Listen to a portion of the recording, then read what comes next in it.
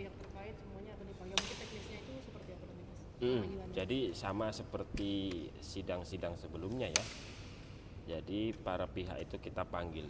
Saya menduga hari ini, mungkin dalam waktu sore ini, surat panggilan kepada para pihak ya, apakah itu pemohon, termohon, pihak terkait maupun Bawaslu itu akan dikirimkan. Tentu melalui saluran-saluran yang kemarin digunakan pada sidang-sidang sebelumnya. Kita nggak menggunakan surat surat fisik gitu ya, tapi menggunakan email atau ya secara digital lah. Itu kita sampaikan kepada alamat yang memang dari kemarin sudah menjadi kontak dengan para pihak itu. Nanti dikirimkan oleh juru panggil.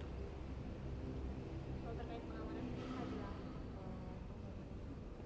Saya belum terlalu mendapatkan informasi, tetapi kalau di Mahkamah Konstitusi, di seputaran gedung Mahkamah Konstitusi tentu penebalan ada. Tapi kalau di luar sana saya tidak tahu persis karena itu otoritasnya kepolisian gitu ya. Kalau di sini saya kira seperti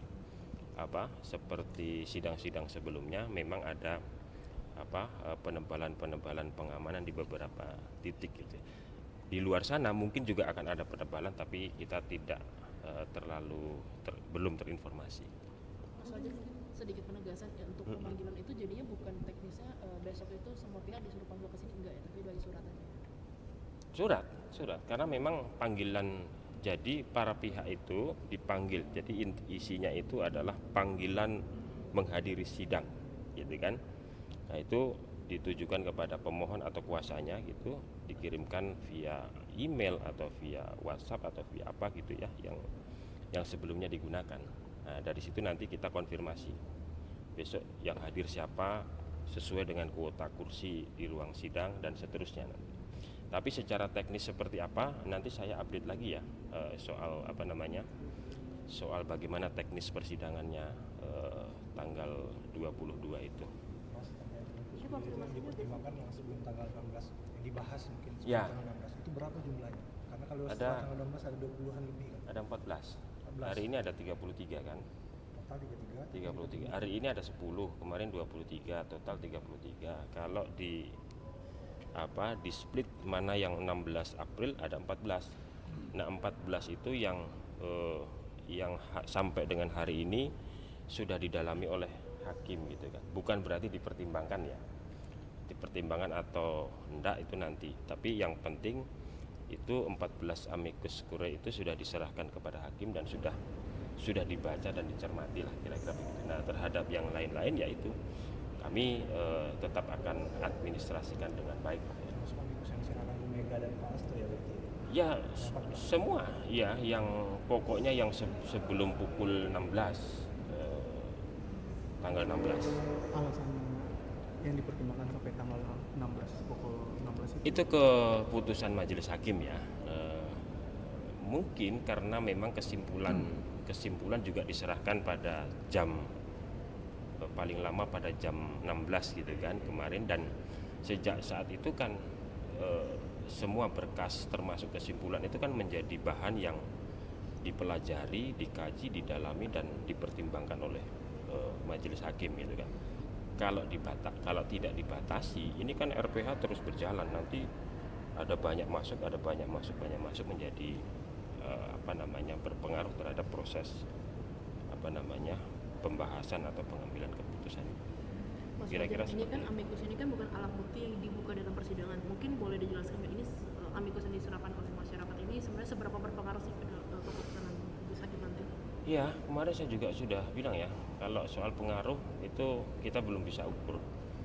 Tadi saya katakan di MK ini minim pengalaman amicus curiae, apalagi di perkara perselisihan hasil pilpres.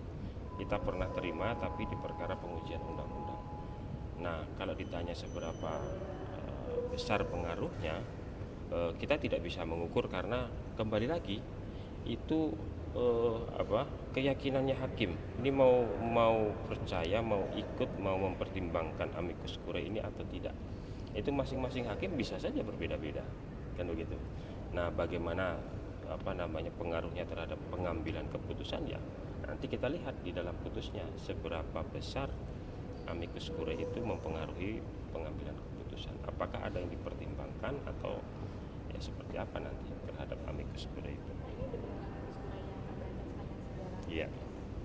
Pilpres belum pernah ada malah. Jadi kalaupun sejarah ini pertama dan terbanyak. Seingat saya di 2004, 2009, 2014, 2019 nggak ada amicus curiae seperti ini. Kenapa Pak alasannya? Mungkin ini ya memang situasi politik yang berbeda. Kemudian kalau dikaitkan misalnya dengan dalil permohonan yang lebih bersifat kualitatif gitu kan itu bisa jadi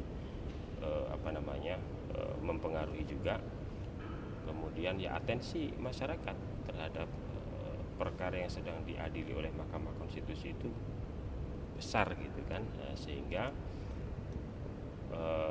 amicus curiae ini terpanggil untuk mengirimkan atau menyerahkan pendapat hukumnya gitu ya untuk membantu Mahkamah Konstitusi. Kan kalau konsepnya begitu amicus curiae itu. Mas, terkait pengambilan keputusan kemarin Mas bilang kalau ada keputusannya di mana posisi ketua. Yes. Itu Berarti siapa kan ketua ada. dalam sidang pleno kali ini siapa Mas? Kalau ketua sidang pleno itu biasanya ketua Mahkamah Konstitusi. Biasanya kalau sekarang berarti Pak Soeharto. Pak Soeharto. Jadi di dalam undang-undang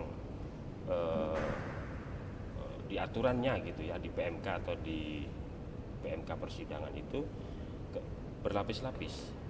Ketua MK memimpin sidang. Kalau berhalangan wakil ketua. Kalau berhalangan lagi hakim yang tertua. Seterusnya begitu. Nah, ketika pengambilan keputusan ya umumnya secara umum ya ketua Mahkamah Konstitusi. Kalau memang ketua Mahkamah Konstitusi ada di rapat permusyawaratan hakim. Mas, ini kan RPH udah bulan berlangsung. Artinya para hakim itu maraton dan nginep di sini gitu Pak. Membahas dan merumuskan. Ada yang nginep, ada yang enggak. Dan apa- Kan bukan soal cepet ngebut atau enggak gitu ya. Yang penting ketentuan undang-undangnya terpenuhi. 14 hari itu berapa? 22 gitu kan. Sejauh ini gitu, tetap di tanggal 22. Oke? Ada pembatasan ini nggak sih kayak kuota pengacara yang datang atau Ada batasan. Nah, nanti itu yang termasuk yang kita sampaikan termasuk ketika di sidang kemarin kan ada itu masing-masing berapa itu 20 ya 20 atau berapa semua pihak itu disiapkan kuota. Makanya di dalam konfirmasi panggilan itu kita juga sudah sampaikan siapa yang datang, dia duduk di kursi nomor berapa dengan aplikasi tertentu, itu sudah termasuk yang kita siapkan. Sehingga semua yang hadir itu sudah kita pegang, dia duduk di mana itu sudah diatur gitu ya. Nah, itu membantu kelancaran kita dalam bersidang. tapi kalau untuk alur sidangnya nanti seperti itu udah ada bocoran nggak sih? Belum ada bocoran dan saya belum terinformasi juga. Barangkali hari ini nanti mungkin sudah bisa kita ketahui teknis persidangannya besok seperti apa, model pengucapan putusannya seperti apa gitu ya. Ada 2 perkara gitu ya, apakah kemudian digabung, apakah satu-satu, nanti kita update lagi lah informasinya.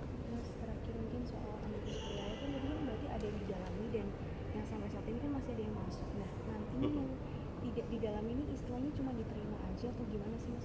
Ya kita terima ya, kita administrasikan aja bahwa kita menerima sekian puluh, ini kan termasuk sebagai bentuk akuntabilitas kita kan. Kita terima ini semua dari siapa saja, kapan kita terima, itu kita administrasikan dengan baik. Kita laporkan kepada pimpinan, ya syukur-syukur nanti kalau bisa dipublish gitu kan. Intinya tetap kita administrasikan dengan baik lah, tidak kemudian asal terima kemudian diperlakukan tidak semestinya gitu. Sampai kapan akan diterima Mas? Ya kalau ada yang mau menyerahkan ya kita kan harus terima, enggak kemudian kita bisa menolak, nggak bisa kita larang untuk datang. Tapi yang tanggal 16 itu berarti batasnya sudah final ya dari majelis Yes, yes. Itu dipublish di mana Mas? Kalau misalnya itu menjadi bagian atau dari ada beberapa kalangan mengira konstitusi melalui email gitu ya, bisa nggak seluruh amicus curiae itu dibuka kepada publik kan begitu. Nah, tentu kami harus kaji dulu apakah ini menjadi bagian dari perkara ini, atau memang kalau tidak ini domain publik ya kita kita publish gitu. Meminta arahan kepada majelis hakim, kepada ketua Mahkamah Konstitusi.